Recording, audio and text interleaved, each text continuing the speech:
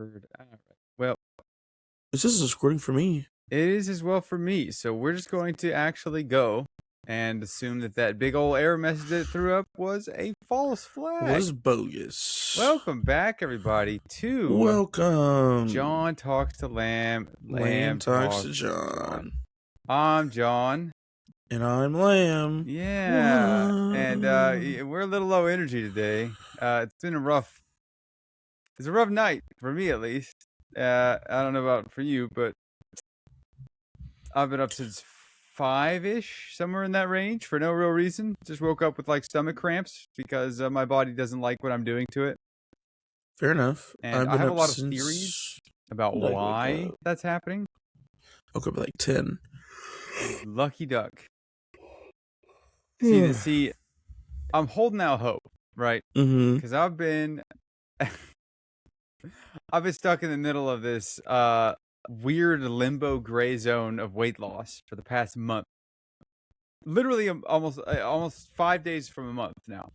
I hit a personal best low and then jumped back up and haven't moved for a month.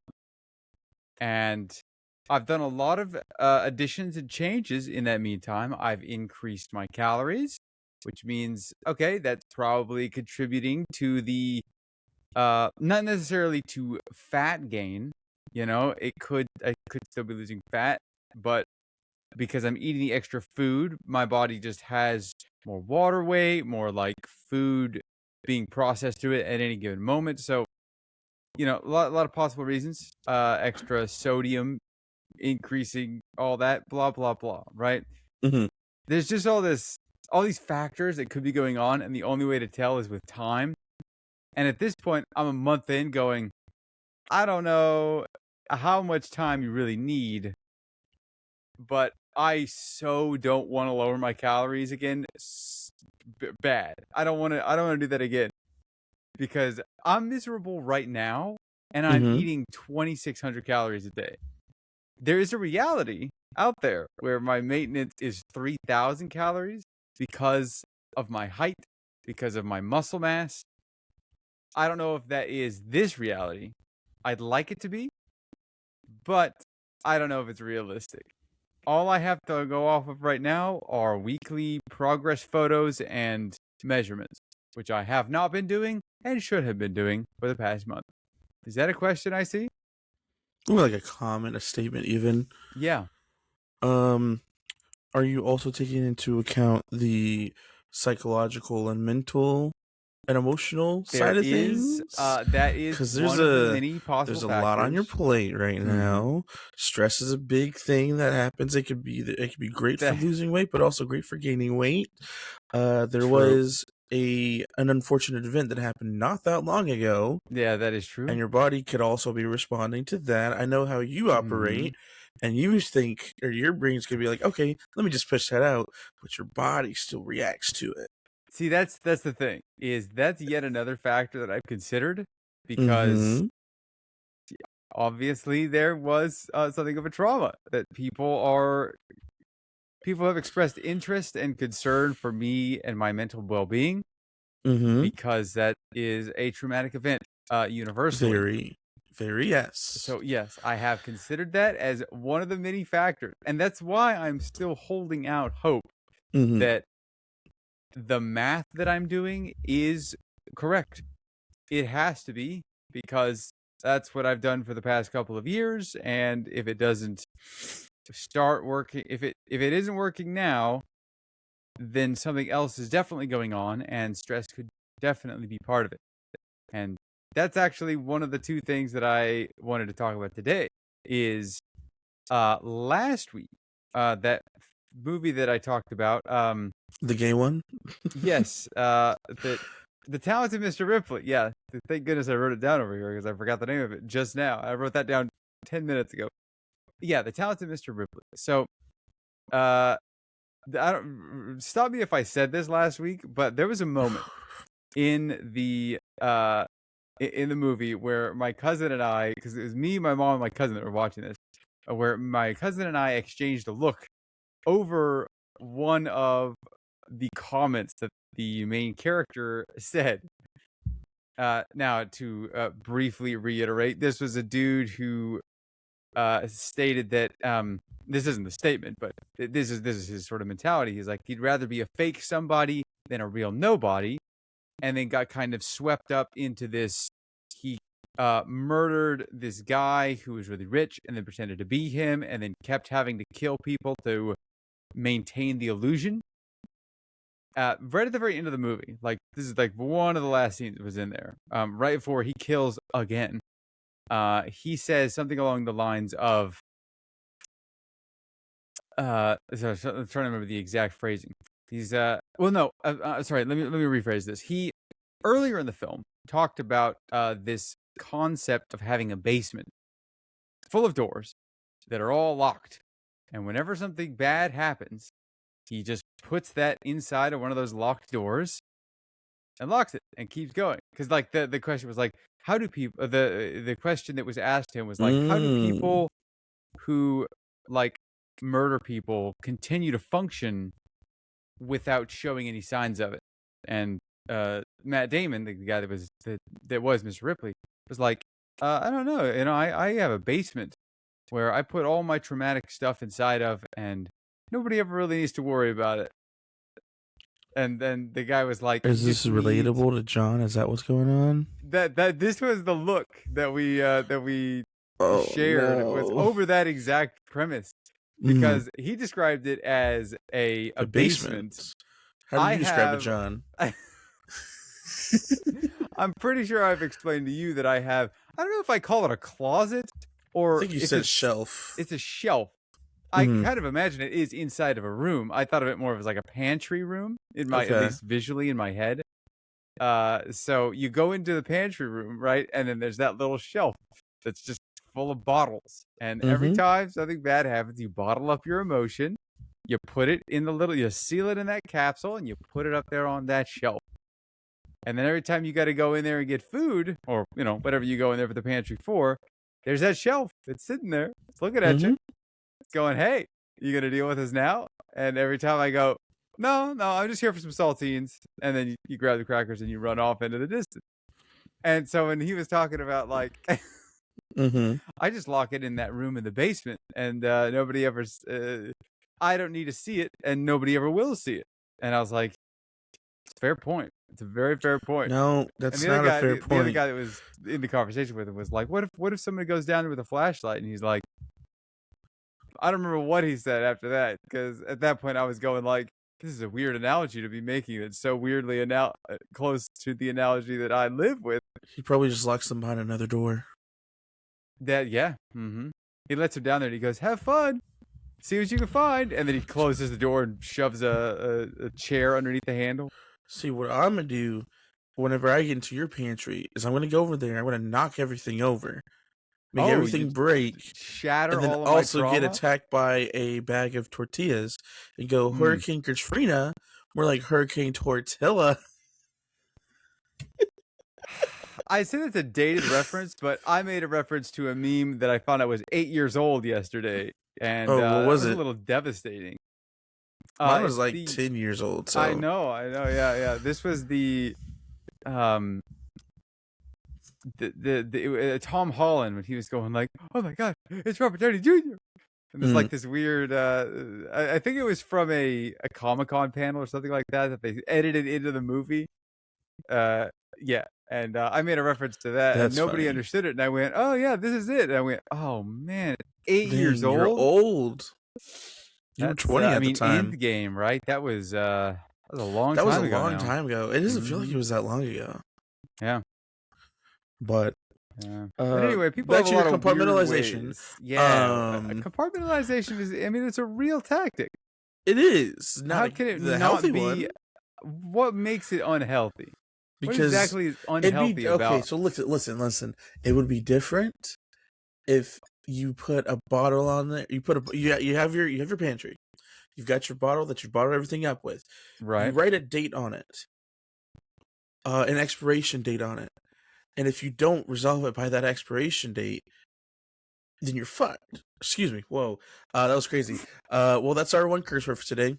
Then you're in trouble. However, if you open it back up and resolve it before then it's like, okay, we're just putting it off for the time being, but we plan to come back to it. We're going to come back to it. We're going to look at the contents. We're going to deal with it, because the thing is, if it's there past the expiration date, right, that's when it starts to get pressurized. That's when you start making kombucha or kimchi. Oh, it's like a bottle of wine that's aging. Yeah, it's fermenting and aging. And the longer it ages, the longer it ferments, the more pressurized it becomes, until it just can't contain itself anymore and explodes. And it doesn't just explode with pressurized material. That stuff is nasty, it's smelly, and it ruins the whole pantry. So now you have to sit here and clean all that up. Okay. And you might end up knocking over other bottles on accident that also explode, and it's just a whole snowball effect that happens. Right. Because alternatively, you open up the bottle, close to that time or before it, whenever, and then you have to deal with it at that moment. Yeah, that's the point. Now, theoretically, that's better. Yeah. I mean, theoretically, it's possibly better, but I mean, other side of the coin, right? The closet explodes, and I have a mental breakdown at 40 years old, and then you die. And then I can recover from it. Then I get it all out of the way in one go. Okay, here's the thing. Okay, I'm cutting you off right now. Because in theory, yes, that's a good idea. That's great. Yeah, but I get 40 years of happiness and joy, and then it explodes. Are you happy, or are you feigning happiness? Because if you don't, you realize that you have to deal with a whole bunch of shit that you don't want to deal with, John. What's the difference between fake happiness that affects my everyday life and real happiness that I don't really feel? The difference is your future, as well as contentment. Sure. Because, like, at the end of the day, well, I guess at the end of life, in this analogy, you're going to have to deal with it no matter what. But do I, though? I mean, if I bottle it all the way up until... No, you're going to have to deal with it eventually. And it'd be better to deal with it on your own terms than when everything's already falling apart, and then you have to deal with that on top of everything. Because that's usually what happens when you compartmentalize everything, is it all comes out all at one time. You do have a mental breakdown. You might have an emotional meltdown. And sometimes you don't recover from that stuff because you're so emotionally deprived of yourself that you don't know how to handle it. You know how people have midlife crises?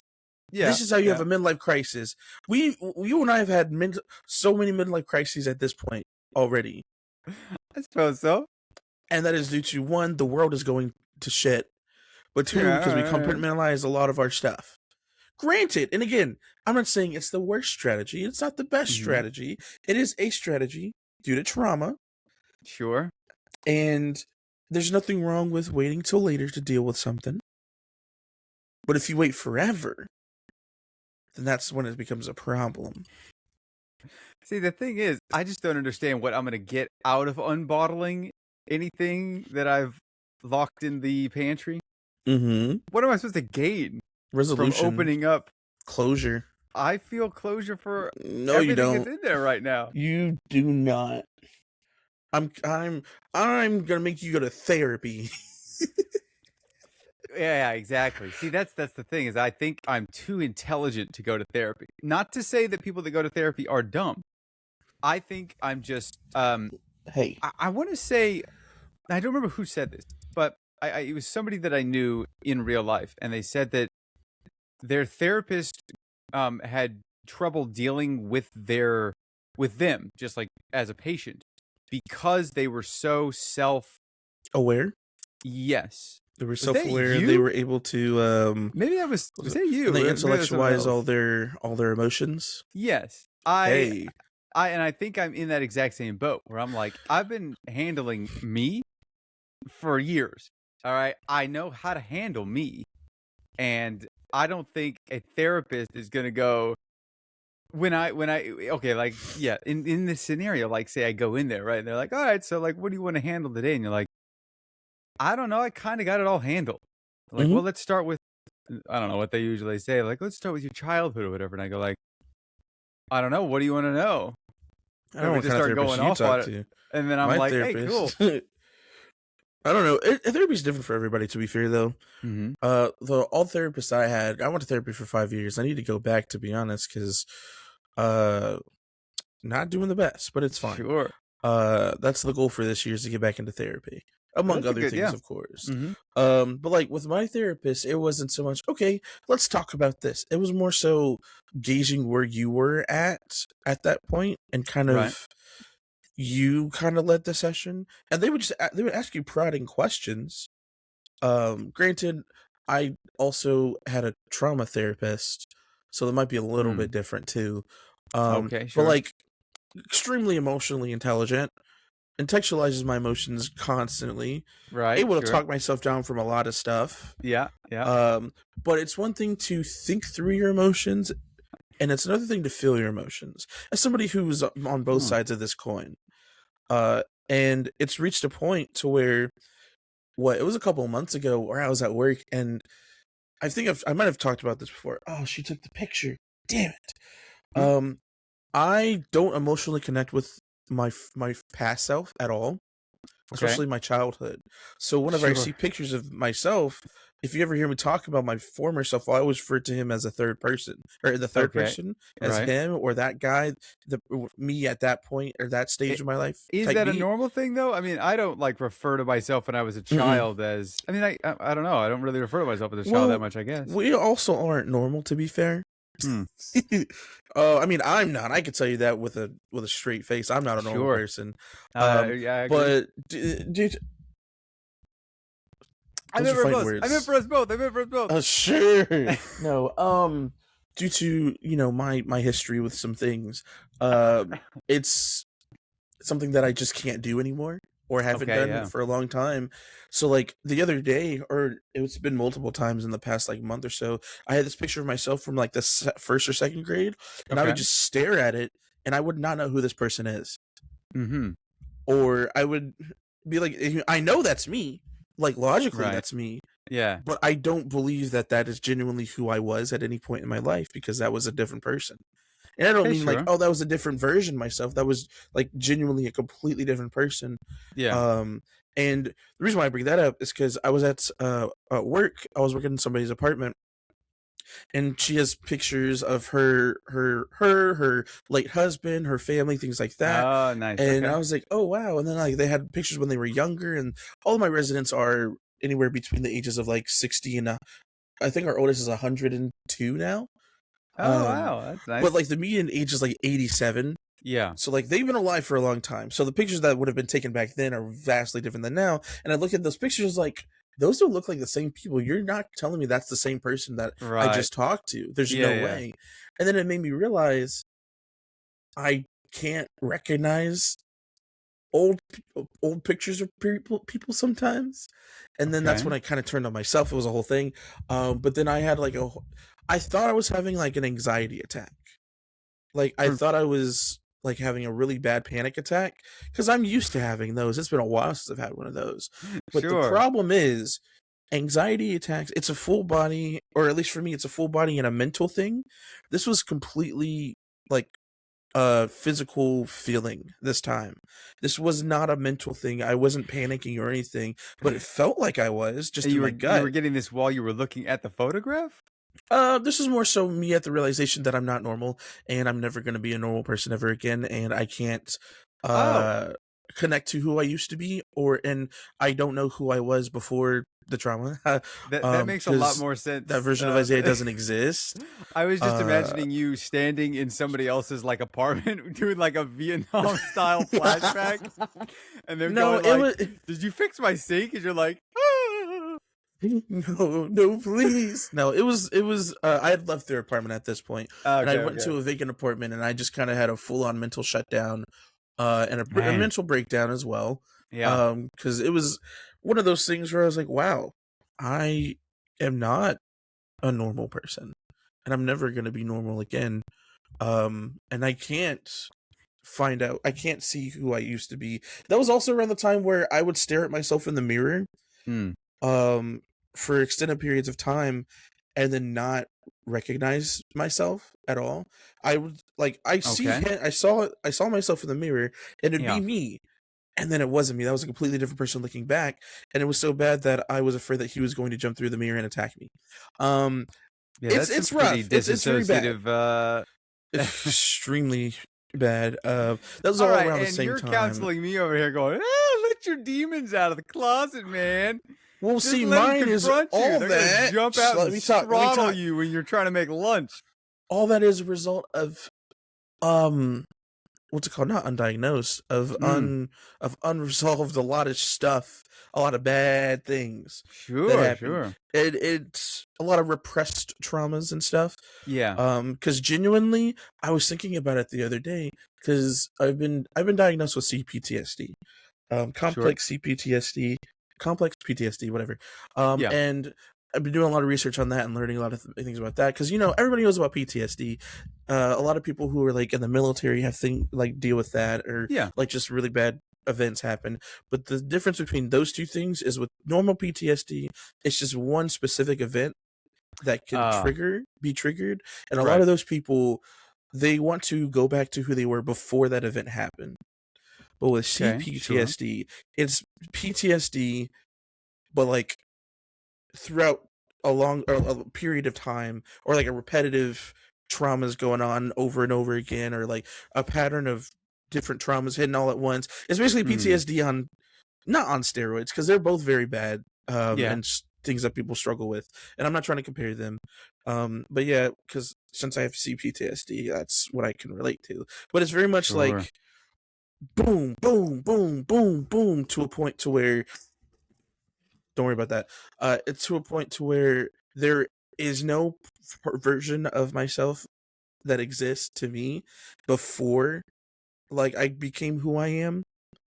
Right. So realistically, which is a more recent variant of yourself, basically. Yeah, I think. Well, specifically, if I could pinpoint a time period, it would probably be either right after my mom passed away, or when I moved off to college, because that was a rough time. One of those 2 points. But because of that, I don't remember a lot of my childhood, and that sucks. Like, it'll come in bursts, and like I'll talk to my brother about it every now and again, or like reminisce about certain things, and he'll be like, "Oh yeah, I forgot about that."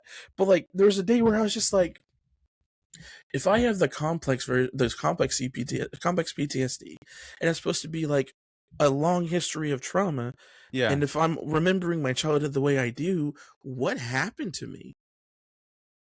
Like, what event? Like, what you basically? Essentially.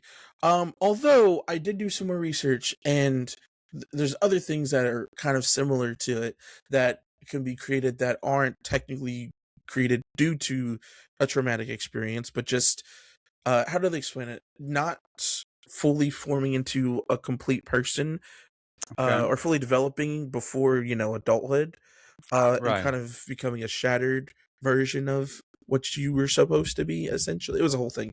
But anyways, yeah, that's one of the things that like I'm still trying to figure out. I was like, because obviously mom passing away, a lot of other issues, bullying, things like that.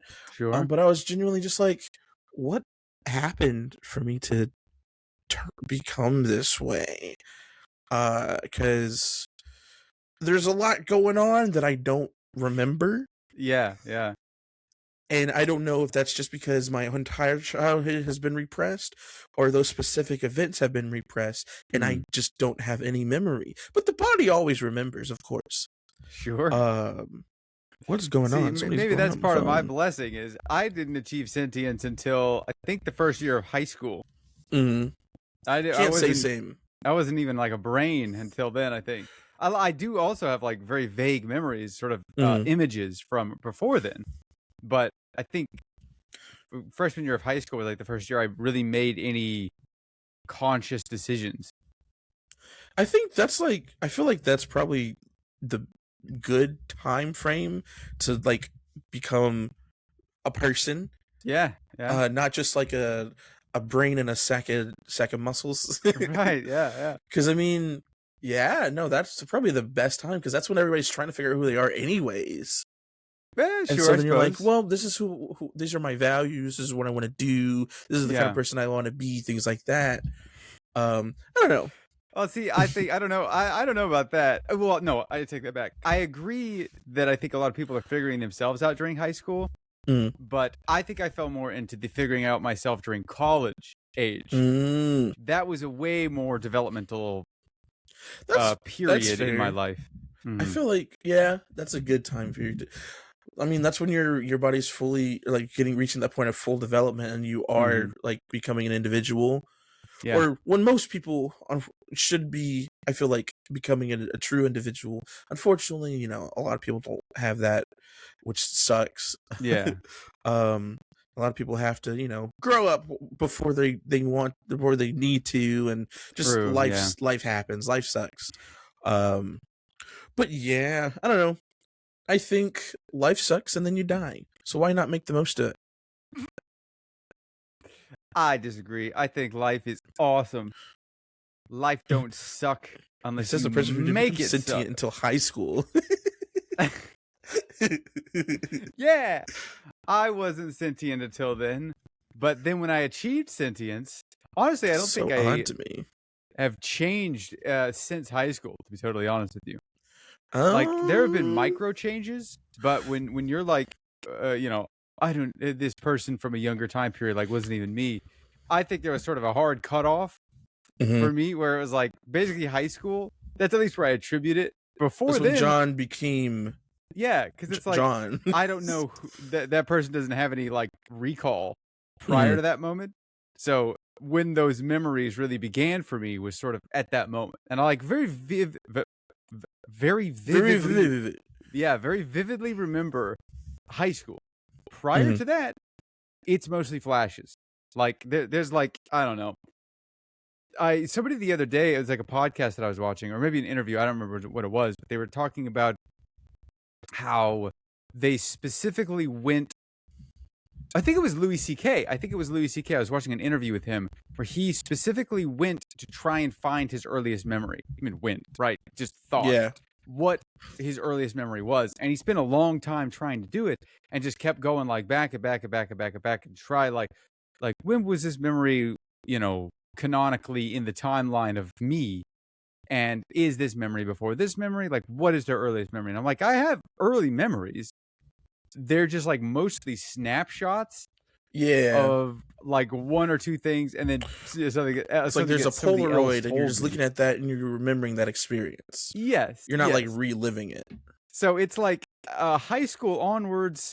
That's like a movie in my head. Prior to that, it's like a box with Polaroids in it. Man, we're getting good at these analogies, man. We are. This is great. I can say I do have that as well. I think the earliest memory that I can fully like remember the experience. Oh boy, yeah, it's a lot of Polaroids in my box, in my shoebox. Yeah. See, I haven't gone back yet. Is the thing. I saw an interview and I went, that'd be a cool thing to do.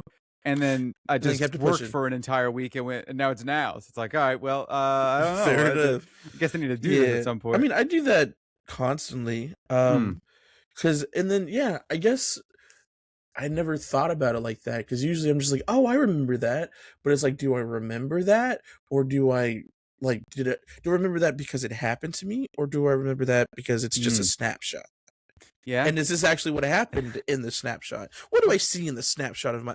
Yeah, I know one of the one of the earliest things that I do remember, even if it is a snapshot, is I think I might have talked about it before. Was me and my brother were walking home from school, and we exit through the gate and go down the street, turn, and then we're basically home after a couple more turns. Sure. The gate was locked that day. For whatever reason, I guess whoever unlocks the gate didn't do it that day, or they were just gone. And so we had to hop the fence. I had never really hopped a fence before. But we're all kids, we're all doing whatever. So we're all climbing the fence, we're all hopping over. And then I hop over, and then I get stuck. Right. Because at the top of the fences, they like intertwine like that, and then like they're sharp and pokey. So that happened to me, and it caught me right on my family jewels. Oh. So I just remember freaking out. This is your earliest memory that you're thinking of? This is one of them. Yeah. That I can remember. I was like maybe 6 or 7. Brutal. And that was fun. My brother completely forgot about that until I brought it up. He goes, "Oh my god, I remember that." Wait, hold on. I have an even earlier one. I guess this is one that I remember. Yeah. Is in I didn't go to pre-K, but I went to kindergarten. Kindergarten, we would always have nap time. I was a kid who could never go to sleep during nap time. Oh yeah, okay. And so then after a while, I began to master the craft of looking like I was asleep. And so this one specific memory was everybody was, or like, we were all taking a nap. It was the end of nap time. Everybody was waking up. Yeah. I was still asleep, and everybody was like trying to push me to wake me up, and everybody started freaking out because I wasn't waking up. And then all of a sudden, what's going on? Oh, is nap time over? And here's the thing. I actually don't know how true that is anymore. I don't know if that's actually what happened or if that's how I'm just remembering it now. Oh. But I do remember that I fake sleep in kindergarten. Yeah. A lot. Sometimes you have to, it's hard to separate the memory from like somebody Fiction. something told you. Oh, 100%. Like, do you remember this? No. Well, this happened. And I'm like, all right. Well, if you say so, I have no recollection of it. This one, okay, I know this one for a fact. One of my earliest memories for sure. It was also kindergarten. I had a crush on like 15 different girls, all the girls in class, really. Sure, yeah. But the one I had the biggest crush on, she was taller than me. She's cool. We were friends throughout life. Yeah. She's doing great. Love her. Oh, good to hear. What's it called? I remember I had the biggest crush on her in kindergarten. From kindergarten all the way to high school, actually. Oh, okay, yeah. And so it was the last day of school, like, and I would always say bye to her and her mom whenever she picked her up because they lived further down, so her mom would come pick her up. I could just walk home. And so it was the last day of kindergarten, and her mom was picking her up, and I always gave her a hug at the end of the day to be like, okay, bye, hug, and then leave or whatever. But that day I was feeling daring. Moment. Yeah. I was feeling ballsy that day. So then I gave her a hug, and then I kissed her on the cheek, and then I ran away. Whoa, the scandal. Right? And her mom was like, oh my god, that's so cute. Nothing ever happened between us, though. I just quietly had a crush on her for the rest of school. I had crushes on other people too, dated other people, so it wasn't like a huge deal or anything. Sure, it wasn't like love at first sight kind of deal. Because I mean, I'm a gay man now, so yeah. But yeah, it's an inevitability for some people. Also, I just remember, oh my gosh, yeah, I was also very ballsy as a kid, as a youth before high school, really. Because I was the kid who, if I had a crush on a girl, I would go up to her and tell her, be like, hey, I like you. I think you're cute. And I asked out a lot of people, got rejected by a lot of people. But, you're at that phase in life where, like, it hurts, but it's not the end of the world. Sure, yeah. So it was just like okay, well, on to the next. And so like, I dated like a handful of girls in elementary school. Middle school came around, and of course that's when popularity really mattered, and being cool or whatever. Yeah. I wasn't a cool kid. I still told all the girls that I liked them. Ended up only dating one person in middle school. I guess technically two.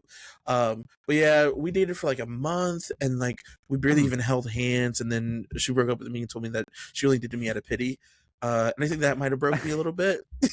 All right, so you were making moves through elementary school, or you started this in middle school? Elementary and middle school. I see. Okay. Because I didn't go to middle school. I skipped that period, but I was in elementary school.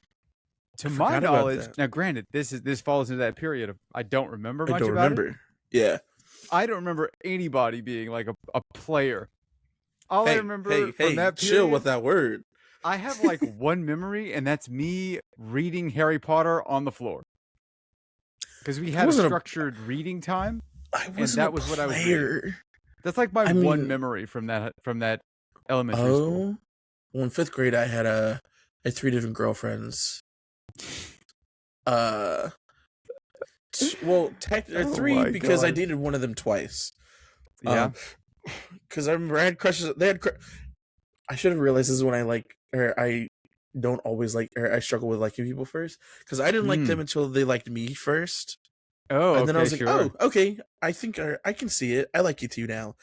So I dated one of them who turned out to be a lesbian later on in life. She's pretty cool though. Okay. The other one completely disappeared off the face of the earth. I hope she's okay. Like Yeah. genuinely, I've looked for her for years. She has a very unique name too, so like it should be easy to find her.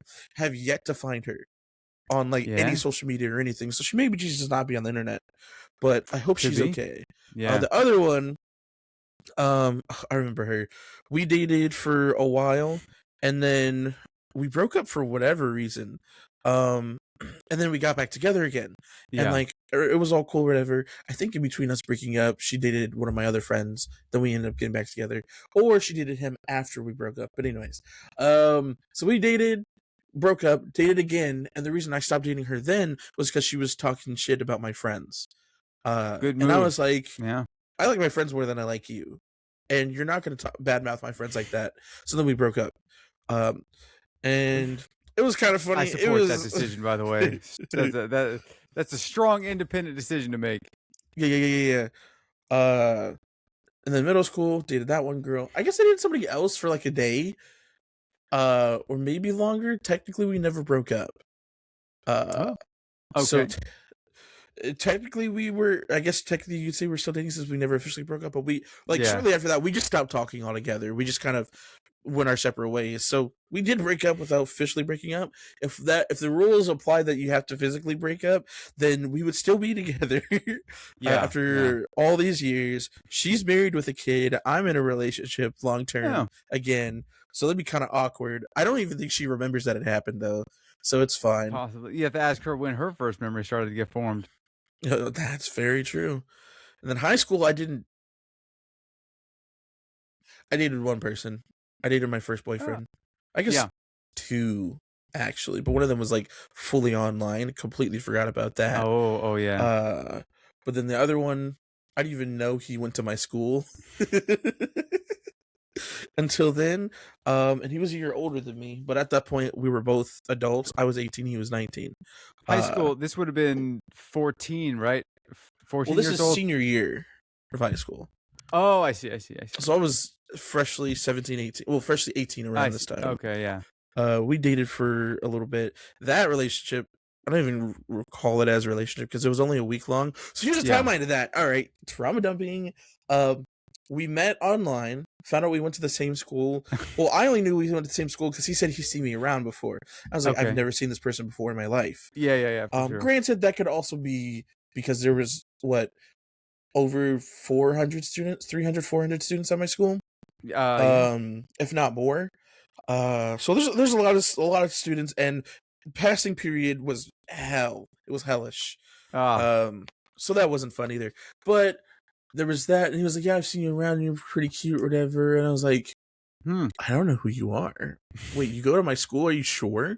Found out we had the same lunch period, so then we hung out at lunch. I told my friends, "Hey, I'm gonna go hang out with my other friend. I'll see you guys after lunch, whatever." Hung out with him, and then we would do that for like a week, and then he tricked me into asking him out. You might be asking yourself, Isaiah, Lamb, how did someone trick you into asking them out? Well, you know when someone's about to ask you out, and or like do like this big gesture, and they like have this little speech of like, "Yeah, you mean so much to me, and I think you're really cute, and like I like you so much," things like that, and I kind of want to take this to the next level or something like that. He said pretty much that kind of speech to me. Yeah. And I was like, "Oh yeah, I feel the same way too." And he goes, "Are you asking me out?" How did we get here? But then I was like, reverse engineered it. Why not? Yeah, will you go out with me? We dated for a week, and then I broke up with him. So wait, he swung on you first? Yes. How did he know? Was he just shooting his shot? Like I gotta try. Oh well, we met online on a dating app. Oh, okay. Which I should not have been on at the age of 18 in high school, but Yeah. But both of you 18-year-olds will be 18-year-olds, so yeah. I see. So but that conversation happened like prior to any of that going on. Wait, which conversation? Well, I guess there wasn't a conversation about you being into each other. Oh, not you being into each other, but like you both being men. No, we didn't talk about it. It was just kind of there. That sounds like anything crazy. Did you just bump, like he saw you from a distance and like, well, I think Isaiah's cute. We should go for it. I'm sure because we were on the dating app. Yeah, it was like, I think that cool. Yeah, that covers and like that conversation. At the time, I identified as bisexual. He's I don't know if he still is, but at the time he was also bisexual. So it was like, okay, cool, whatever. Sure. because I did still like girls at the time. I had the fattest crush on one girl. Unfortunately, nothing ever happened between us, but we were pretty good friends. That's And then nice. the other one, the love of my life. She's getting married, I think, because she hates me and she wants me to die. Well. Anyways, but yeah, so we were together for like a week, and then I broke up with him because the fair was coming to town on a Saturday. Okay. And we had made plans to go to that fair. However, no, it was happening on a Sunday. That's right. It was happening on a Sunday. We had made plans to hang out, go to the fair. It was be super cool. Right. However, I was in dual credit English, a college level course, and that teacher did not play about grades. Okay. Also was a lot of fun. I really did enjoy that class. That's what made me love English so much. Yeah. But I guess both of those years. But we had an essay that was due on Monday, or that we were going to do on Monday. But every Sunday before an essay is due, we have to make an outline, right, and send it in. But it can't really and the outline was like, oh, here's topic 1, here's my bullet points, topic 2 bullet points, topic 3 bullet points. And me not trying to flunk the class. I mean, at this point I probably had like a B in the class. I was like, dang, I need to put my education first. Hey, so I have some bad news. I'm gonna have to cancel. He blew up. He was real upset with me. This is on Saturday, by the way. He was real upset, like he was crying and everything, blah, blah, blah, blah. This guy, he put off like he was a gangster, by the way. Like, he was like real hard in the paint kind of guy. And then I got the ick because that's how he portrayed himself this entire time. Only for him to like blow up and like be crying and be emotional, which looking back at it, hella red flags on me, very toxic on me. Because, everybody has other sides to them. Yeah. But at the same time, we'd only known each other for 2 weeks at that point. Wow. Yeah. Yeah, life goes fast when you're 18. No kidding. Yeah. I mean, you got a short amount of life already, so it's like exactly. So at that point, I was just like, screw it. I'm breaking up with you. Because I was like, you're mad at me because I'm trying to put my education first. Yeah. Sorry, King, but that's kind of more important to me. Hope life works out for you. Stop talking. Like, we stopped talking, we stopped seeing each other. Nice. We also had a mutual friend who I've known since elementary school as well. Like, I was telling her everything that was going on with that, and she was like, "Dude, that's weird. Like, he's so clingy, things like that."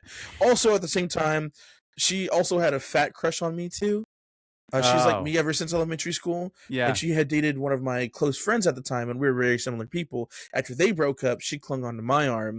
So I think she was also coming from a place of jealousy too. Possibly. But I didn't reciprocate feelings for her, also because she had dated one of my close friends, so it's kind of like, it's kind of weird. But yeah, so then a week later, this all happened in the span of 3 Saturdays, by the way, a span of 3 weeks.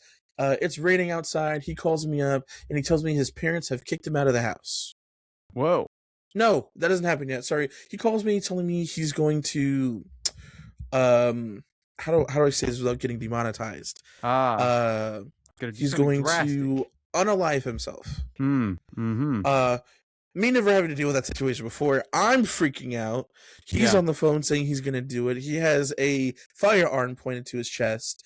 I'm losing my mind. I'm terrified because now I'm feeling super guilty. I call our friend and their other friend, and so we're all on the phone with him trying to convince him not to do it. It's a whole thing that happens in the span of like 2 or 3 hours. Mind you, this is like 2:00 in the morning. On a Saturday Bro, morning. I wouldn't have heard the phone call. Not even I shouldn't have, but I was also in high school and I didn't go to sleep, so but yeah, that whole thing happens, and then like we constantly are calling him. He would hang up, and then we were like, we have to send the police to his house, but I don't know where he lives. Luckily for us, he has an extremely unique name, so looked him up. Or my friend looked him up. My friend at the time looked him up, and we found out that he actually had got arrested 2 times. One for something, the other for like aggravated assault on a senior. Oh my gosh! So then I was like, "Oh, that's crazy that you neglected to tell me those things." So I got the extreme ick at that point. That's not exactly too weak information, That's Listen. Life comes at you fast when you're 18. I guess so. He's like, hey, I really like you, and by the way, I assaulted an elder last week. And you're like, all right, Which let's go later out. on in life, he was actually absolved of those things. I think that's weird. Like they took it off his record because I guess either they didn't happen or he actually wasn't guilty. Something like that happened. I don't know. I don't know how you prove that, but sure. Yeah, we take those. Yeah. But so we find him. We send the police to his house. He calls me again, or calls again. I patch everybody else in the line. We're again trying to convince him not to. Yeah. Because at one point he had a gun to his chest, then he had a knife to his heart, and then a gun to his chest again. And then at that point, the police had showed up, and like you just hear his entire tone change. Yeah. And he, like, we can tell that the police have showed up. Then he hangs up. So we're freaking out because we're like, what's gonna happen? What's gonna happen? And then we're just kind of like, I mean, we did everything we could. Like, if something bad happens, there's nothing else we could have done. Like, yada yada yada. And then later on, about an hour later, he calls me back and he tells me that his parents kicked him out of the house because the police were called on them. Wow. Called on him. And so then I'm like, oh my God, I got him kicked out of his house. He was going to unalive himself. You know what? Here, why don't you come over here? I'm sure my grandma would understand. Yeah. Like, yada, yada, yada. Because I was with my grandmother at this point, which looking back at it, I don't think my grandma would have been like, he can stay here. Yeah, sure. No. This complete stranger I don't know. At this point, I also hadn't been out to my grandmother either. She kind of pieced together things though, of course. Oh, but sure. So then he was like, can you guys come pick me up? Because he lived maybe 1.5 miles, 2 miles down the road. Yeah. And he was like, can you guys come get me? And I was like, I don't think my grandma's asleep, and when she sleeps, she's not waking up. Like, there's no way I can come get you, yada yada yada. And he's like guilt tripping me, saying he's just gonna roam the streets and try to find shelter or whatever. This and this and that. We're still in school, by the way. Yeah, this is like in March. This is like spring break. Oh gosh. Time period. So then, over the next couple of weeks, we're like we're monitoring him, making sure he's okay, checking his Snapchat, his Instagram, things like that, and he's posting stories like he normally would. He's smoking in his video, in Snapchat or whatever, and then that's when I was like, he didn't get kicked out, did he? This is all. Oh, I forgot to say, mind you, only known this man for 3 weeks. In the first conversation when it's just me and him, he's crying on the phone. He's saying he's gonna do it. He asks if we can get back together, and I say I'm sorry, but no, I can't do that. Yeah. So he balls even harder, and he was like, "Do you like? But I love you so much. Do you love me too?" And I was like, "I'm not." I think I said it. I think I didn't say it to him because the threat of unaliving yourself makes people do crazy things for sure, and the guilt was eating away at me already. So then I was like, yeah, no, of course I do, but like I can't, we can't be together anymore, I'm sorry. But yeah, I realized pretty quickly that was all a fake attempt. Oh my god. And so then that's when I blocked him on everything. And then that friend came to me like a month later. She goes, I've been compiling data and like information, and like I realized there's no way that like he didn't get kicked out of his house. He faked everything. And like if you look at this, like look at his story, this is his backyard. And the only place he smoked is this place or that place, yada yada. I was like, oh yeah, I kind of figured that out already. Yeah. She's like, are you serious? You didn't tell me? I was like, yeah, I thought it was obvious. But that was my my one and only in-person high school relationship. Yeah. So flash cut to me playing Dungeons and Dragons and being the happiest I've ever been in my life. In my defense, storm clouds and sunshine and rainbows on the other side of this fence going on here. In my defense, I was untherapized, unmedicated, raw dogging it through life, which I kind of am also still doing that, but it's fine. I'm not untherapized at least. And I was looking for any connection I could have. I suppose so, yeah. And then fast forward to adulthood. That was a rough time. But anyways, that's not important anymore. No more need to trauma dump about my past relationships too much more. No. I mean, I know you don't have any to really talk about because you're just living life. I have one more thing, but it's okay. It's a. How did we get here? I don't know. You went off. You're talking about trauma. Yeah. Unbottling emotions and all that stuff. Yeah. Well, all that suffice to say is I think my family does that quite a bit. They have a lot of skeletons in closets. and I'm probably not what do you call it? Not bring a generational trauma. Got it. Yeah, I'm not guilty. I'm not innocent in the hide the skeleton in the closet methodology. Are you talking about killing people still, or? Those skeletons don't have to be people. They could be conceptual. I suppose. Yeah, anyway. That's when I found out that you've actually been in a relationship for the last 16 years of your life, and you've been lying to me. See, that's okay. Maybe that's something that I need to bring up. This Oh. the group that I play D&D with, not that I run it for, right? I've known some of these people for, you've met a couple of them, right? I mean, maybe two of them. I don't know most of them. I think I met the DM, unless you have a different DM. Yeah, Tony and Ethan, I'm pretty sure you've met both of them on various film projects. I've known these two dudes for like, a long time, 5 or 6 years now. I know a whole lot about them because they like to talk. They talk about themselves, and they are very sort of more open. And then every time the conversation turns to me, turns to you, every you got time nothing to talk say, about. Literally, this happened 2 weeks ago because I'm going to meet with both of them and like all of the people that we play D&D with, and most of the people that I'm playing D&D with, I've never met. It is storming, yeah.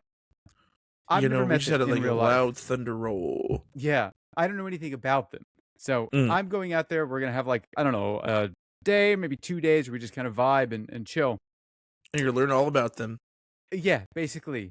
And we were having a conversation about this on, I think it was Tuesday. I think that was when we were playing D&D, and the DM was like, "Yeah, I'm really looking forward to all of you getting to meet John, because I've known him for like 5 or 6 years now, and I basically know nothing about him, and he's one of my closest friends." And I was like, yeah, you're like one of my closest friends too, and I don't know any. I mean, I know a lot about you.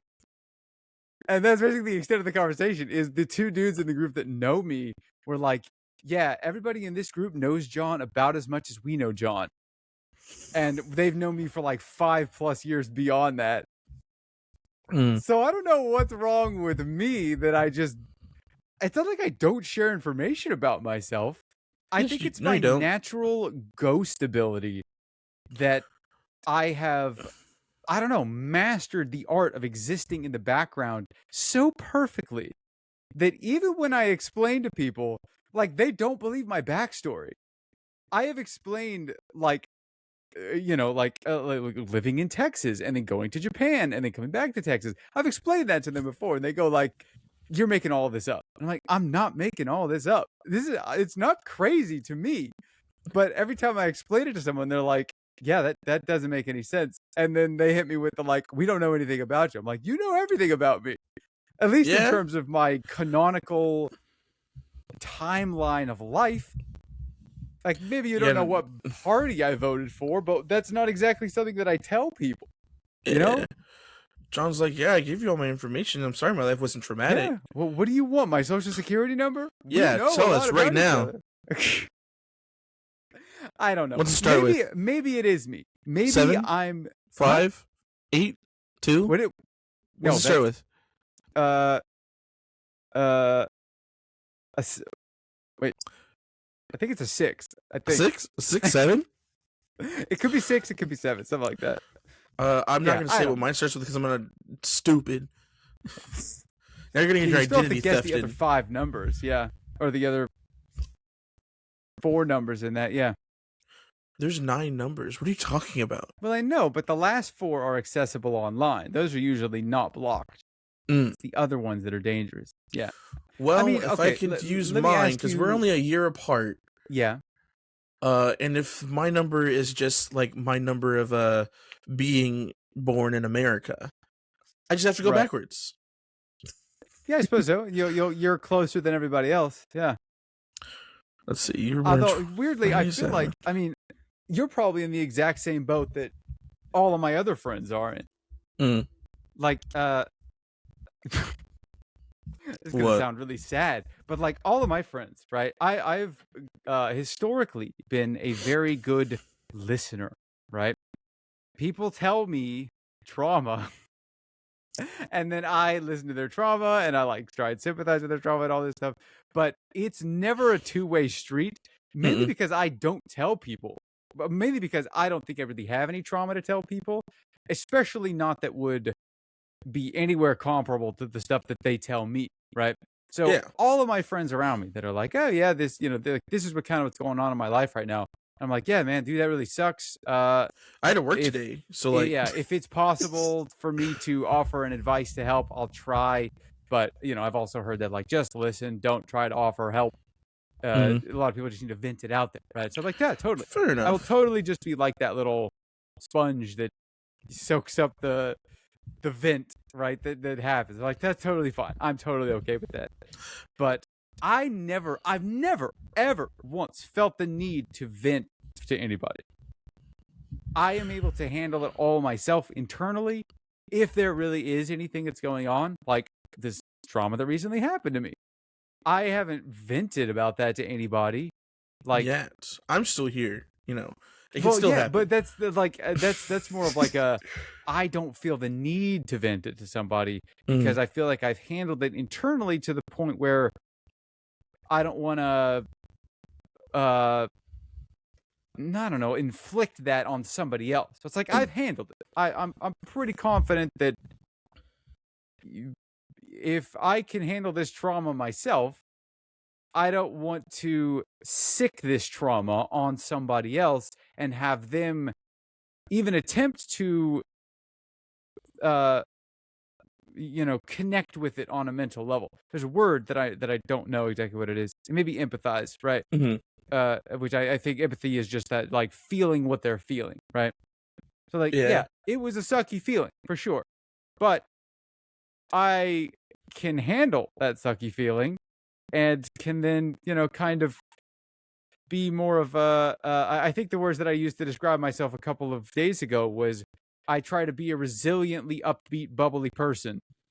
And that's very difficult to do in a lot of circumstances because, when I work all day and then have to deal with other people beyond that, like I have, what do you call it?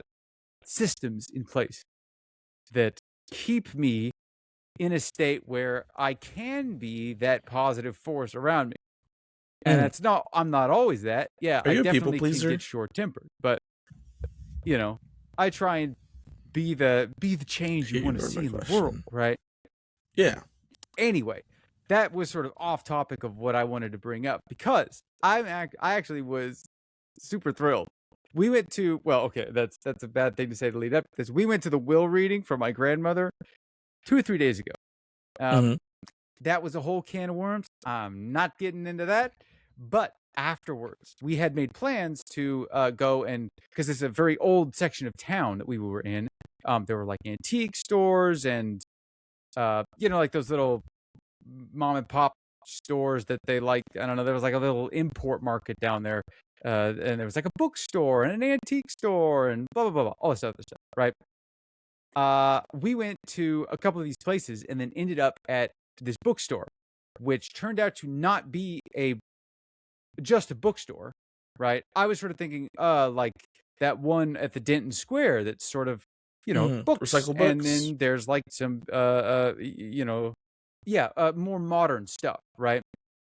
When I walked down there, this was like half antique store, half bookstore, and that went for ages.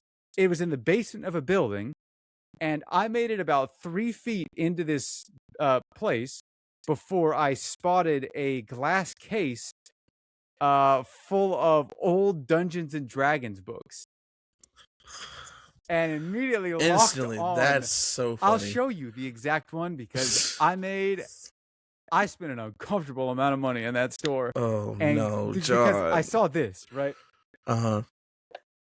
Hold on. Wait for it. Oh, wait. How do you even say that? Menzo Berenzen. Oh, Lord.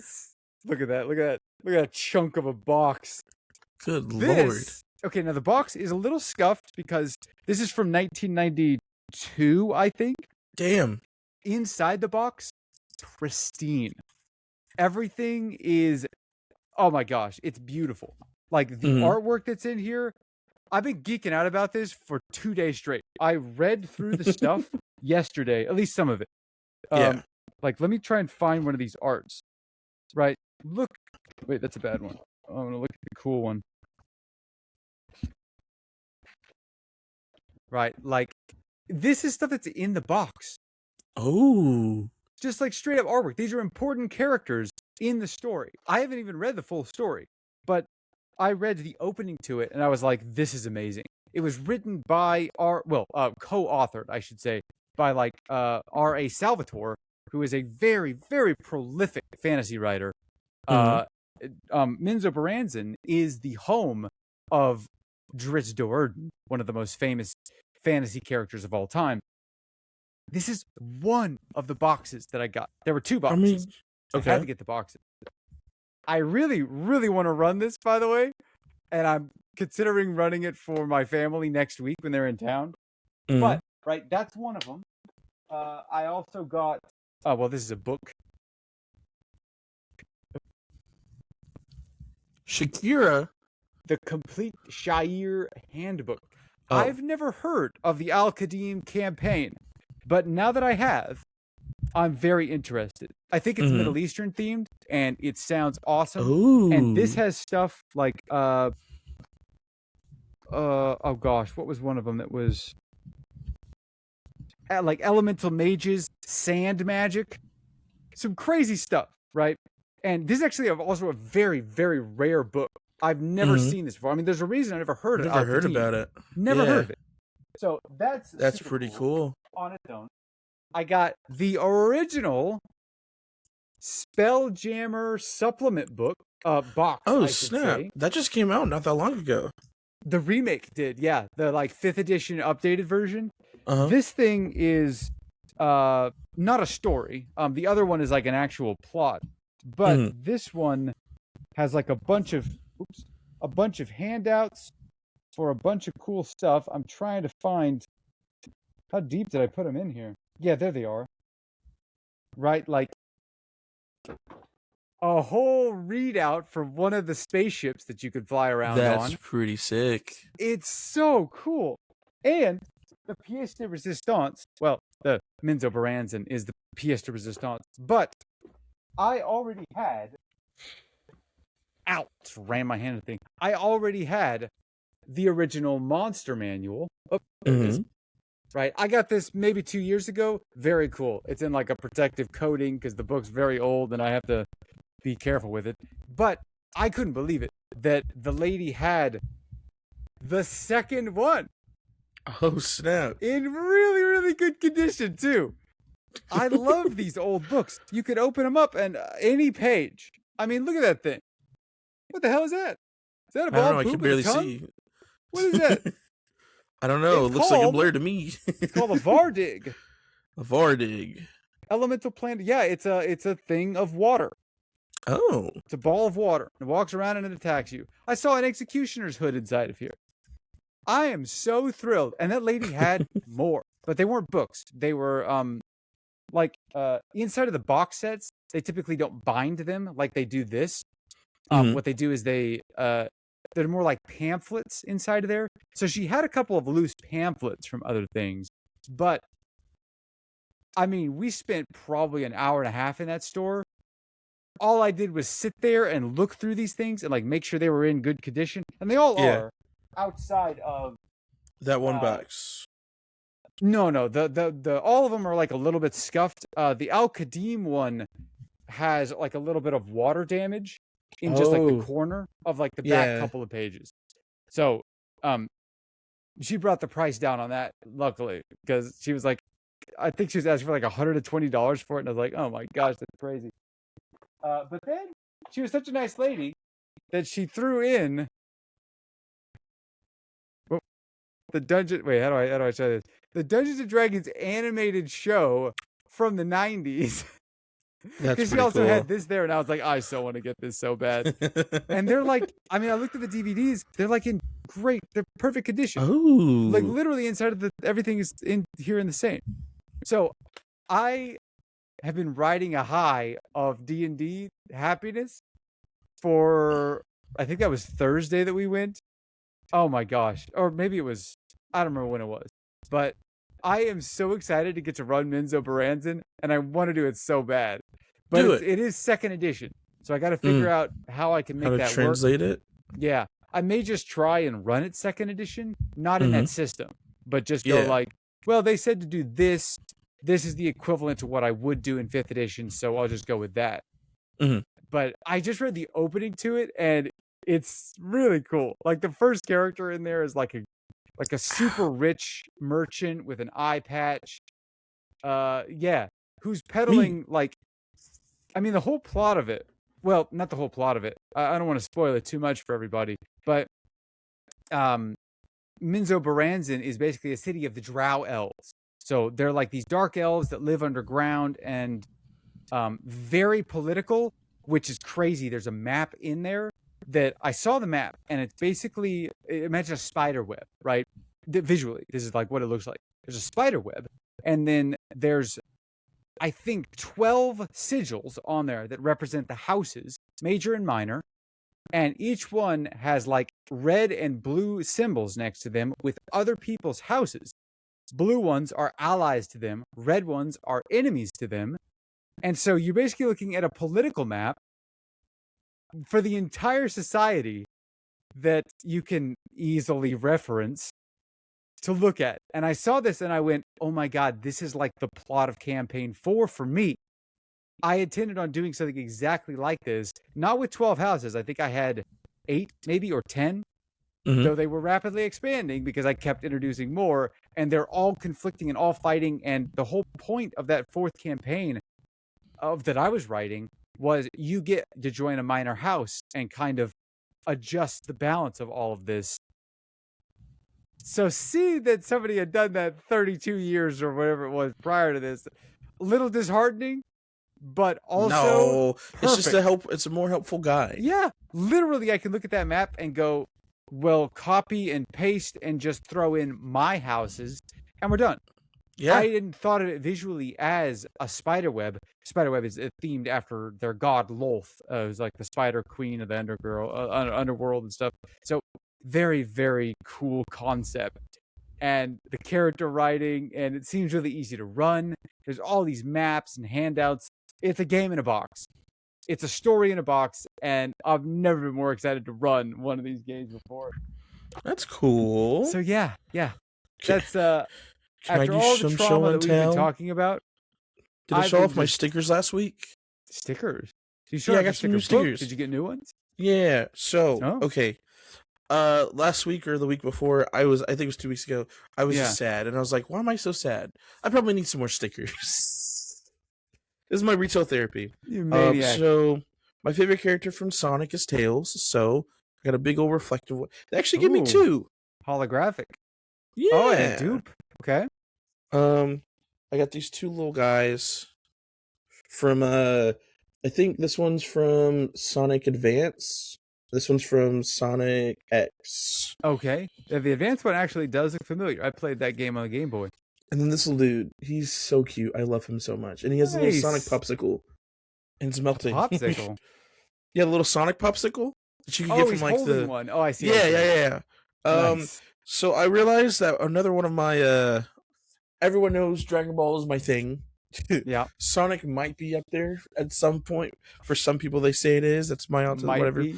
But it's not actually. It's Kirby. And I always forget that I love Kirby. And so I got this little mystery pack of Kirby's. I haven't looked at them yet. I'm gonna put them in my sticker book today. And I got these Waddle Dees.